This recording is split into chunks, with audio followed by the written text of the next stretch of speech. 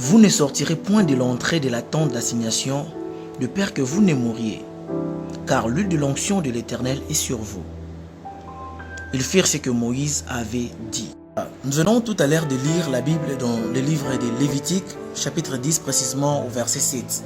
Mais nous y reviendrons. J'aimerais que nous puissions faire un petit tour dans le tout premier verset de Lévitique, chapitre 10, bien sûr, où la Bible nous relate l'histoire de ces deux enfants du sacrificateur Aaron qui ont été tués tout en étant consumés par le feu de l'Éternel.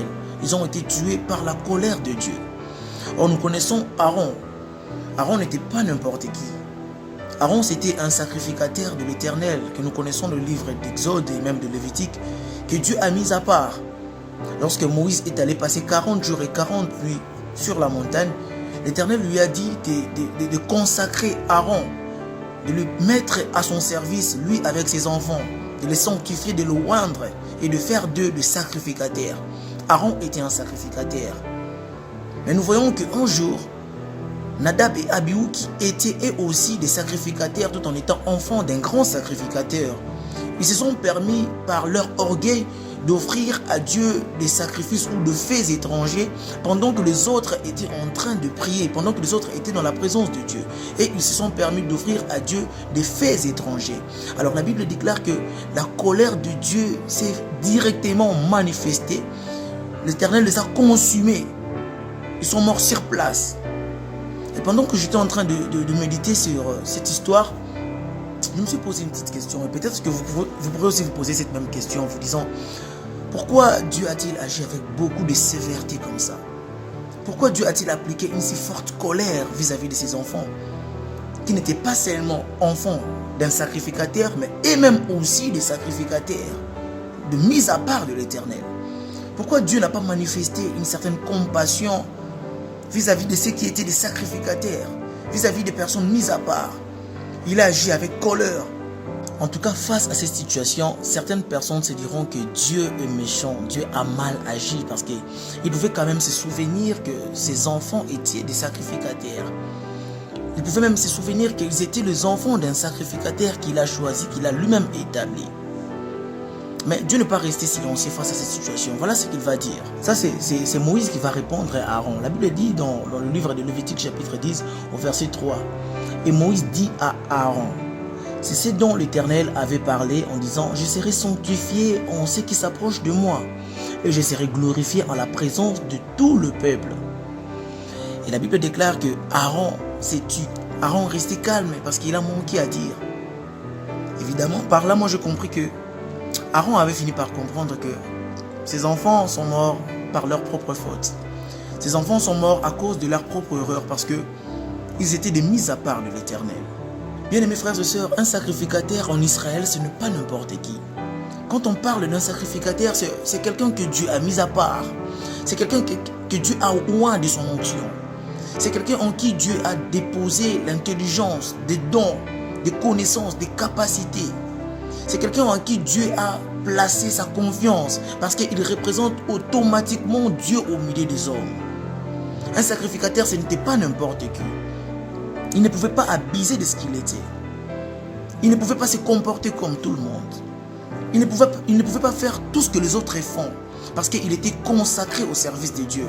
Et cette consécration n'était pas une consécration temporaire, mais une consécration éternelle, perpétuelle. Une alliance qui devrait durer éternellement avec le Seigneur. Ses enfants, Nadab et Abihu, étaient des sacrificateurs dans le service de Dieu. Mais voilà, ils sont tombés, ils sont morts par la colère de Dieu, parce qu'ils ont touché à l'interdit. Ils ont fait ce que Dieu ne les avait pas permis de faire. Et pendant ces temps, Aaron, leur père, ressentait une angoisse terrible. Il se sentait vraiment touché de la perte de ses enfants. Et peut-être comme Job, il s'est aussi posé la question: pourquoi Dieu a-t-il permis un tel malheur m'arriver? N'a-t-il pas tenu compte de ce que je suis dans sa présence? N'a-t-il pas tenu compte de ce qu'il a fait de moi? Pourquoi n'a-t-il pas regardé que mes enfants étaient aussi des sacrificateurs? Pourquoi n'a-t-il pas agi avec miséricorde? Il s'est lamenté. Mais l'Éternel ne pas resté silencieux. L'Éternel a fini par lui dire par les canaux de Moïse que il est mis à part. Il ne devrait pas se comporter comme les autres. Ses enfants ne pouvaient pas se comporter comme les autres. Quand Dieu nous choisit, bien mes frères et sœurs, c'est pour nous mettre à part. Nous ne pouvons pas continuer à vivre comme les autres. Il y a certaines choses que les autres peuvent faire que nous ne pouvons plus faire étant qu'enfants de Dieu parce que nous sommes appelés dans son service, dans son sacerdoce. Et aujourd'hui, par la nouvelle alliance, nous sommes tous enfants de Dieu, considérés comme étant sacrificateurs, considérés dans l'alliance de Dieu parce que la Bible déclare qu'il a fait de nous un royaume de sacrificateurs. Tu peux peut-être te dire que ça c'est le sort de Nadab et Abihu qui étaient des enfants d'un sacrificateur. Ça ne concerne pas moi. Mais rappelle-toi que tu es aussi enfant de Dieu. Tu fais partie aussi de l'alliance divine. Et Dieu a investi en toi. Il t'a donné une mission. Et tant qu'enfant de Dieu, nous ne devons pas abuser de ce que Dieu nous a donné. Il t'a donné un don, peut-être que tu chantes bien, tu comprends bien la parole. Tu as la facilité d'interpréter les songes. Tu as la facilité de voir des songes, des rêves. L'Éternel te parle facilement. Tu es à son service. Il t'a donné une mission. Et tant que choisi de Dieu, et tant qu'appelé de Dieu, et tant que mis à part de Dieu, l'Éternel nous demande de vivre une vie à part. Nous ne devons plus nous comporter comme les autres. Nous ne devons plus faire comme les autres. Et tant qu'enfant de Dieu, et tant que sacrificateur, toi qui as reçu quelque chose de la part de Dieu, sache qu'un jour, l'Éternel te demandera, l'Éternel te jugera par rapport à ce que toi tu as reçu de sa part, mais que tu négliges. Un sacrificateur, ce n'est pas n'importe qui. Dans l'Ancien Testament ou dans l'Ancien Temps, quand on parlait des sacrificateurs, on devrait nécessairement se promener avec des clochettes, on devait se promener avec des soutanes, on devrait vraiment avoir un habillement exceptionnel. Mais aujourd'hui, quand on parle d'un sacrificateur dans la nouvelle alliance, un sacrificateur, c'est tout celui qui a reçu le Seigneur Jésus-Christ comme étant sauveur et Seigneur personnel. Un sacrificateur, c'est tout celui qui est dans les sacerdoces de Dieu. Mon frère, ma sœur, tu as reçu Christ comme ton Seigneur et Sauveur. Tu as été baptisé, tu as pris l'engagement de servir Dieu. Sache que tu es considéré comme étant sacrificateur. Tu devrais dès à présent commencer à contrôler ta marche chrétienne. Tu devrais apprendre à contrôler ton habillement, ton langage, tes fréquentations. Tu devrais apprendre à te contrôler parce que les yeux de l'Éternel sont constamment posés sur toi. Des fois, le diable abuse de notre vie parce que nous ne savons pas qui nous sommes. Parce que nous ne savons pas le valeur, nous ne nous rendons pas compte de valeur que nous avons en étant dans le Seigneur. J'aimerais te dire quelque chose qui va peut-être te choquer, mais c'est une vérité. Quand Dieu te choisit, il te bénit, il te lève, il te distingue, il te donne des dons, des capacités, il te donne une mission. Sache qu'il te met aussi à part. Il te met à part. Essayons un peu de voir comment peut se comporter un enfant d'un président de ce monde ou un enfant d'un roi. N'est-ce pas? Les enfants des rois de ce monde ne se promènent pas n'importe où ou n'importe quand. Les enfants des rois de ce monde ne mangent pas n'importe quoi. Un enfant d'un roi ne peut pas faire tout ce qu'il veut. En réalité, il n'est pas vraiment libre. Même si son père est plus riche, il n'est pas vraiment libre. Parce qu'il est coincé par des principes. Il ne doit pas fréquenter n'importe quel milieu. Il ne doit pas fréquenter n'importe quel genre de personnalité. Il ne doit pas faire n'importe quoi. Et même quand il est dans des lieux publics, il se contrôle. Même s'il doit se réjouir, il se contrôle parce qu'il n'est pas n'importe qui. Parce que son papa n'est pas n'importe qui. Les enfants de rois de ce monde sont capables même de se promener avec beaucoup plus d'attention, beaucoup plus de sécurité. Ils veillent sur ce qu'ils disent. Ils veillent sur leur réputation. Ils veillent même sur leurs paroles. Ils veillent même sur ce qu'ils mangent. Et à combien plus forte raison, nous qui sommes les enfants du roi de rois. Toi qui es enfant du roi de rois. Toi qui es appelé dans les sacerdoces de Dieu. Considéré comme étant sacrificateur. Comment te comportes-tu? Comment mènes-tu ta vie chrétienne? Comment te comportes-tu? Sache que Dieu t'a donné beaucoup. Un jour, il te demandera aussi beaucoup. Dieu donne beaucoup. Il demande beaucoup aussi à ceux à qui il a donné beaucoup.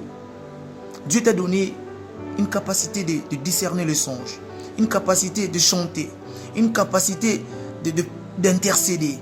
Quand tu pries, il y a des grandes choses qui s'opèrent. Quand tu pries pour le malade sont guéris.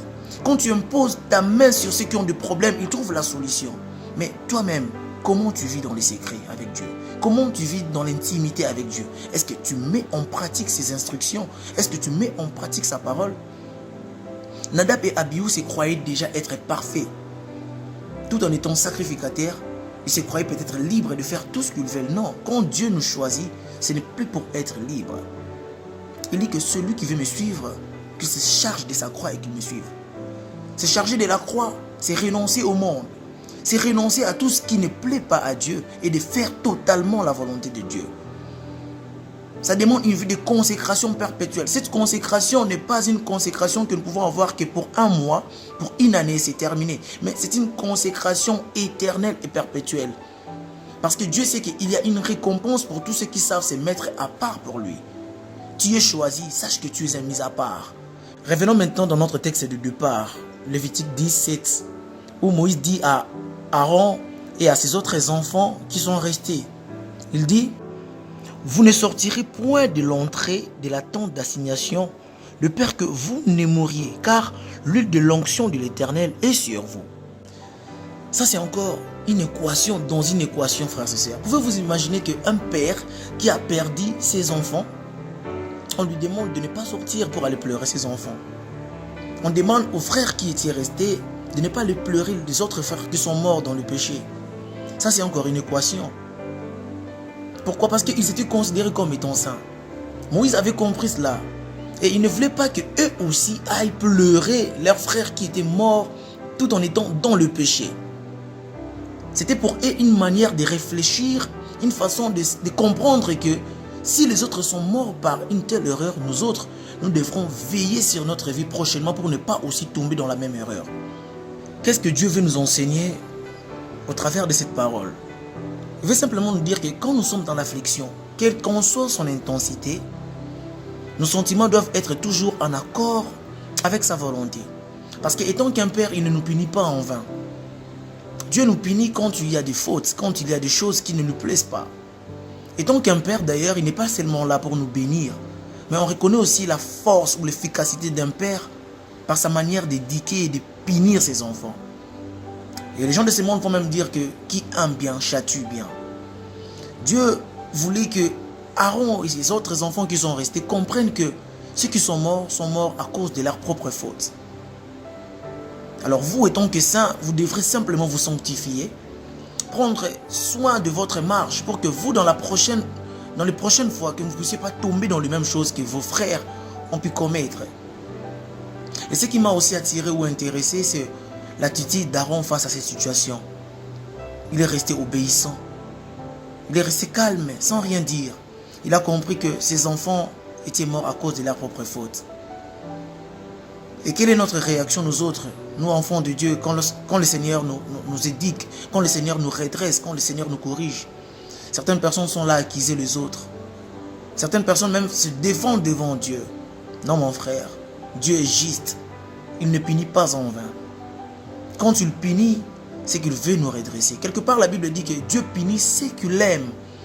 Quand Dieu ne te punit pas, mon frère, quand Dieu ne te corrige pas, ma soeur, sache qu'il ne t'aime pas.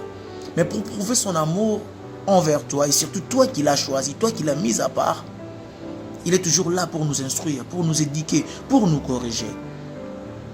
Apprenons dès aujourd'hui à respecter la parole de Dieu, à respecter sa volonté pour nous, à être fiers lorsque Dieu nous corrige, à être fiers lorsque Dieu nous interpelle. C'est parce qu'il ne veut pas que nous puissions finir en enfer.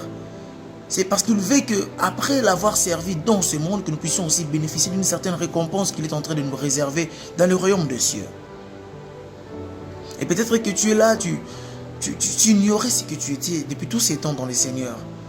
Laisse que cette parole soit pour toi un moyen pour revenir dans la présence de Dieu. Un moyen pour comprendre que tu n'es pas n'importe qui. Tu as été choisi et mis à part par Dieu. Tu as été choisi pour être différent, pour refléter la gloire de Dieu, pour être un témoignage, un modèle et un exemple pour ceux qui sont encore dans le monde. Car la Bible déclare même que nous sommes la lumière de ce monde. Nous sommes le sel de la terre. Si nous perdons notre saveur, avec quoi nous allons encore la retrouver? Tu n'es pas n'importe qui, mon frère. Peut-être que tu as abusé de ta vie, tu as abusé de ta marche chrétienne à cause de ce que tu avais fait pour le Seigneur. Et au canal de cette prédication, tu as fini par comprendre que Tu as du prix et de la valeur aux yeux de Dieu. Oui. Le Seigneur me demande de te le dire aussi, de te le rappeler que tu as du prix à ses yeux. Tu as été choisi par lui pour être mis à part. Tu peux seulement te décider. Tu peux seulement te décider de maintenant afin de commencer une nouvelle marche avec le Seigneur durant cette année qui t'est donnée. De te consacrer pour le Seigneur. De vivre pour le Seigneur. De mener une vie de sanctification qui n'est pas seulement caractérisée par le fait d'être à l'église ou dans l'ensemble des saints. Mais de mener une vie de sanctification, même lorsque tu es dans ta chambre. Que tu te dises que si je suis là, c'est pour la gloire de Dieu.